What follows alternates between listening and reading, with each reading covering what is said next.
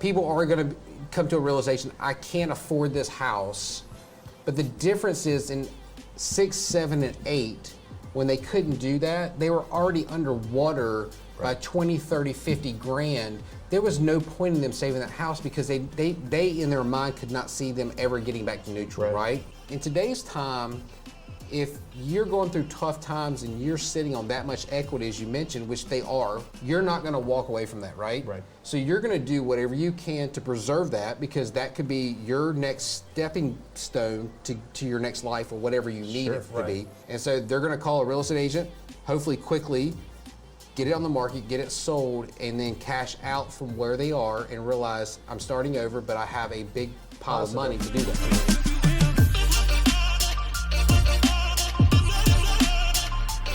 Hi everybody, welcome back to Prosperity Builders broadcast.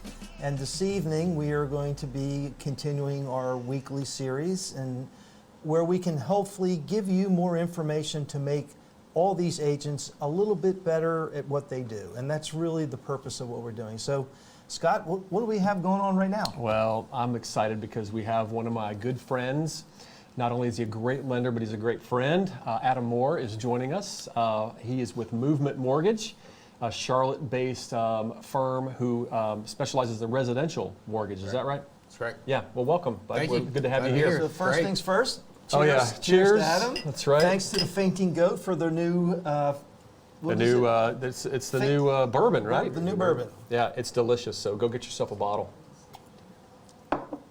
Well, Adam, so. Folks may or may not be familiar with Movement. I'd love you to give just a little bit of background about who Movement Mortgage is and how long they've been in business, and tell us a little bit about Movement. Yeah, so great question. It's actually something that comes up every time I have a conversation with a client, which is actually kind of wonderful to be able to tell your story, right? So it goes back to 2008 when a person named Casey Crawford decided he left football, got into real estate investments with a couple other people, and realized, hey, these people like Carlton Sheets and all these other people, they're making a killing, they're doing a great job, I've got to figure out my next career. So he got into a bunch of investment groups and then decided he's going to start a mortgage company, which, unlike everything else in 2008, wasn't a great decision to probably do. That's a crazy extension. Yeah, that probably wasn't the great thing. But you know, the great thing that we talk about is the timing was almost perfect, because in the disaster of everything that was crumbling, it gave us what we have as our foundation, which is our 7-day processing. And it was kind of like Casey Crawford realized, if we're going to be in this industry, in this sector, at this time of the market, when everything's crumbling, the real estate is, just falling, can't sell a house, everything's bad. He was like, we've got to do something completely different. We got to do it better than everybody else. And so they came up with a process that allowed a homeowner to be able to go from start to finish in buying a house in less than 7 days. Amazing. Yeah. That was, which was unheard of. Unheard of at the time. Right. Completely unheard of. A disruptor, right? Right. That's right. The key fundamentals to that was that the banking industry, which were your big titans of the day, because we had pretty much wiped out all the brokers divisions through the fallout, but they didn't control the loan. It was still being ran and reran through the big banking industries. They control the flow of everything that went in, and there is a workflow of profitability they have to monitor. So, there is a bottleneck process in the entire mortgage industry to where you got to have so many people to process everything that's coming out the door. Our philosophy was, we need more support staff to be able to quick flow and push everything through much easier, which would cost us less money on the back end by helping buyers be able to alleviate the stress, the fears, everything that's going on the front end if we do our job right. And so we basically, and we've been known to coin the term of reverse underwriting, is what they basically called it. Starting the underwriting process up front? Flipping the whole process backwards to be able to go on, we're going to go ahead and commit your deal, commit your loan up front, so that you don't have to have those sleepless nights, those worries of, that helps. Everything's in the truck, what's going on, and am I going to get this loan? That was the entire vision that was cast and what they've been laying out since 2008. So how does a guy who plays, was he a punter?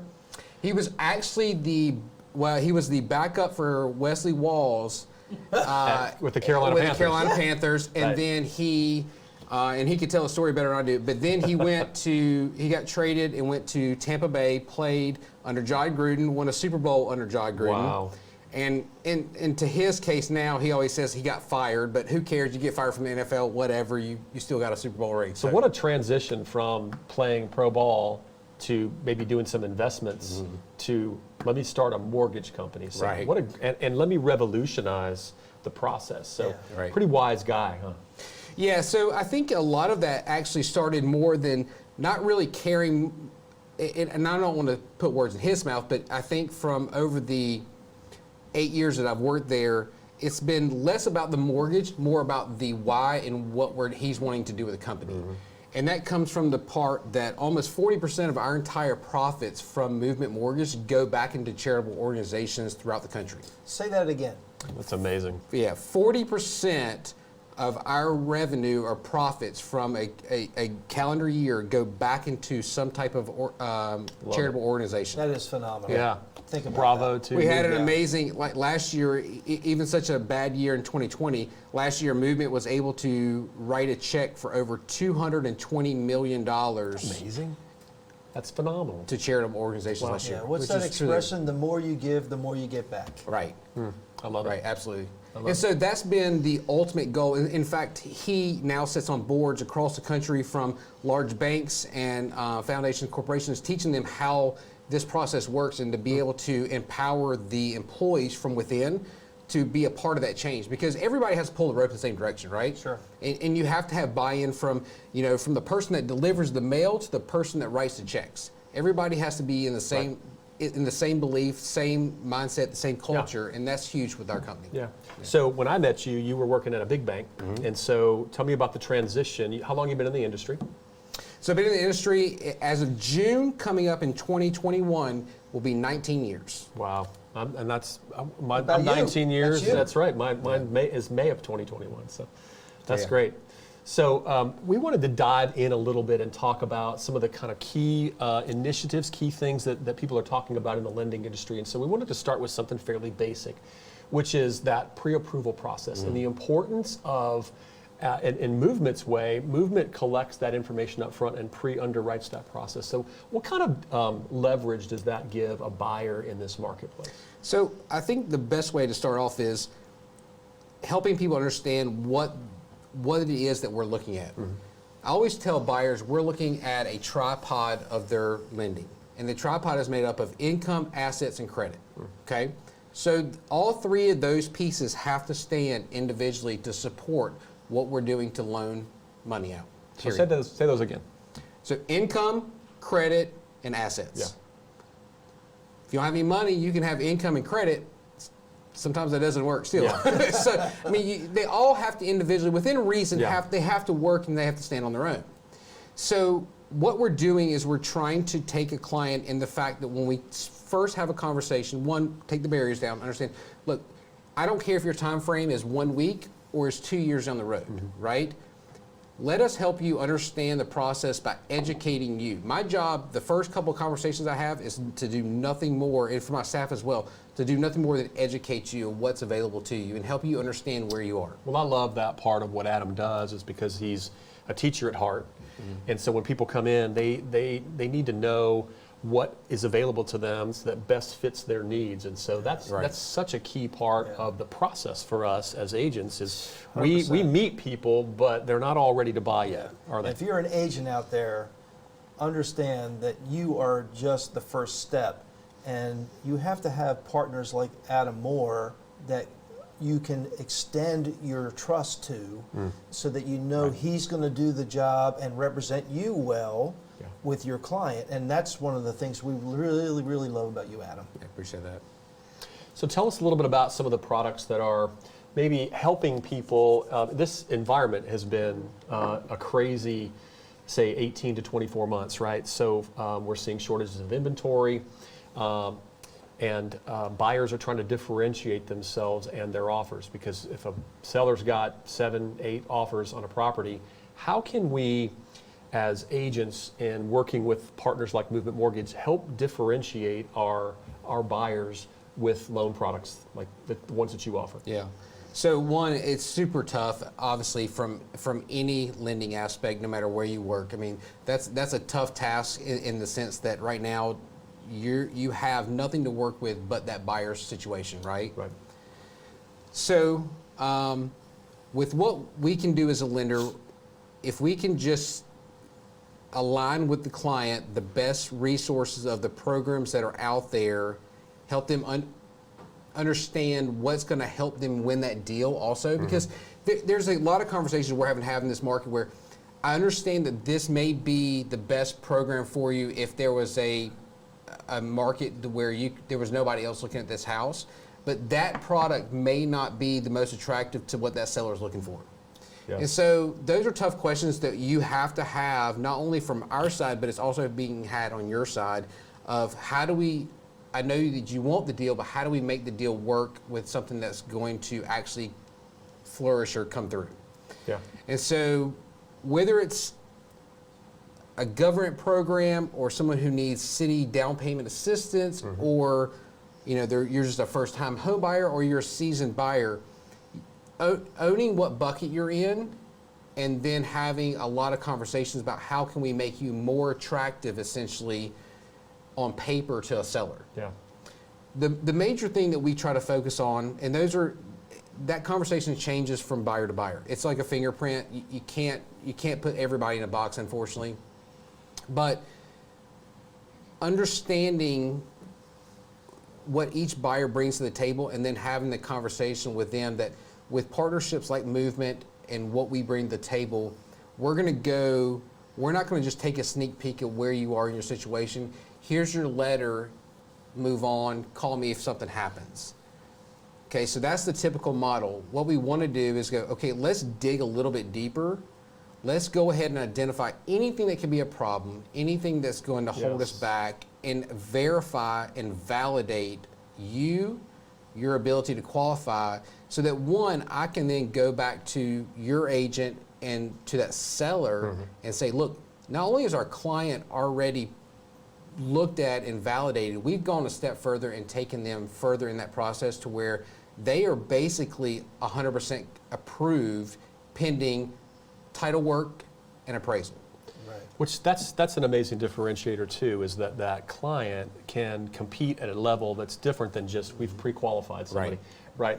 Maybe I looked at their credit, but I've not dug deeper into their documentation and those kind of things. So I love that aggressive attitude that Movement brings to the table. So most of the issues that come up in the mortgage lending come up in the last part of that. And that goes back to some of the things we previously talked about reversing the process, in the sense that most banks end up looking at everything towards the end of the process. That's when your underwriters and people because they've gotten the full picture, right? It's like putting a puzzle piece together. You dumped it all on the table and you don't see what it looks like until the end. That's a great analogy. So the problem is that you don't know what you don't know till you get to the end, and then everybody's upset. And so if we do our job right on the front end, we help the buyer better understand the process, better understand where they are, and then eliminate or identify problems that are going to come up quickly, so that we can either deal with them or so they don't get too invested in a process or a house that they can't buy. Right. Because things do happen, and that's just the way it is. But we want to know on the front end, not the back end. Right. So one of the things that's been kind of top on our mind is, Fed came out just a week ago. This is November 3rd, something like that, and announced that they're going to begin tapering and pulling back their support of the bond market, which, that was great during the last 18 months. It's helped keep things affordable, rates low, but inflation's risen a little bit, and so we're starting to hear from them that they're going to pull back. And so kind of what are you hearing and seeing that's going to have an effect on interest rates for mortgages? Right. So I think that if anybody was to guess, I think you'd be pulling something out of thin air. I think that we've heard, or everybody in this industry has been following somebody for the last couple of years that has some opinion or idea of something. The market always works on future ideas, visions based on key points that are taking place right now. So you got to look at the little crumbs that are being dropped right now and try to guess at what's coming forward. Right. So the Fed tapering is nothing more than them basically saying something like quantitative easing and all these great big terms that everybody gets confused about. The whole premise is the fact that for the last year and a half, the Fed has been the one that's been propping up the real estate industry because they're the ones that have been buying treasuries and mortgage bonds to keep us liquid. $3 trillion. Almost $120 billion each month, about astronomical numbers. But that shows you how much cash flow and how much circulation is going through this industry and what has propped up our country for the last couple of years in all aspects. Right. Yeah. So when you look at it as a whole, mortgages are not attractive to Wall Street when you are at record low interest rates. Right. Nobody, and everybody can make sense of that. Nobody wants to hold a 30-year note for like a 1% margin. That's crazy. Right. The risk that's involved with that, people's lives change, everything. I mean, and you got a moving asset.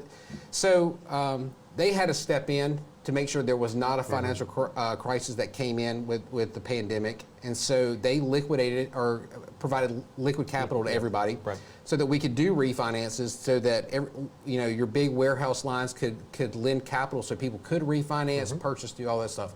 Because it wasn't about necessarily us providing money to a buyer to refinance, but we have to replenish our debts and lines to be able to give more money out. And if we don't have anybody buying those paper in the back office, stuck, which would be like Wall Street, which Wall Street stopped buying, then at some point you run out of money. Even out of all the cash that you made, you don't have enough to replenish. Right. So they stepped in and they've helped everybody out. At this point now, they become gluttonous in what they're holding. And so the Fed tapering is coming in now to where they're going to say, they're pulling back month after month after month to allow the market to start to pick back up. The problem is that when that happens, you're going back to a controlled market to where the market is going to demand a higher rate of return to be able to come in and buy. When they start selling off these bonds and treasuries on a monthly basis, they've got to come in and actually buy at a higher rate for that to be profitable for them. So with that said, we are anticipating rates to continue to slide. Is that number going to be half a point slide up? Yeah. Is that number going to be a half point? Is it going to be a full point? Is it going to be more than that? I think we're all guessing when he looks at it. If I was to give my opinion, I think it's going to be like a zigzag pattern. I think you're going to have a movement up, but it's going to look like you have some pullbacks here and there, just because of structure in the marketplace altogether, and worry about certain sectors that are, with inflation coming in, they may have to chase some things. But ultimately, we're going to see a slight increase. Hopefully, it's a slight increase, and it's not something that just jumps up. Yeah. But obviously, when we look back 8 years ago, even if rates move a point and a half, phenomenally different and better than where things were, 10 years ago or more. Yeah, we saw some statistics recently about 93% of households have at least 10% equity in their properties, which is a whole different situation than we encountered in 08 and 09, where there was very little to no equity because of those types of circumstances. And I think I saw today the average homeowner has at least $200,000 in equity in their home. That's amazing. I mean, fair to say that the housing market has led the recovery this time versus 08 when it led to the long end of things? Right. Yes? Yeah, absolutely. Yeah. It was actually, and to the government's, helping by keeping everything capitalized and fully funded, it has kept everybody on their feet. I mean, people were able to take that capital, pay off debt, through job loss and all these other things, and stay liquid and stay out of foreclosure. I mean, foreclosures right now are less than 1%. It's almost a zero. It's 0.2% across the country.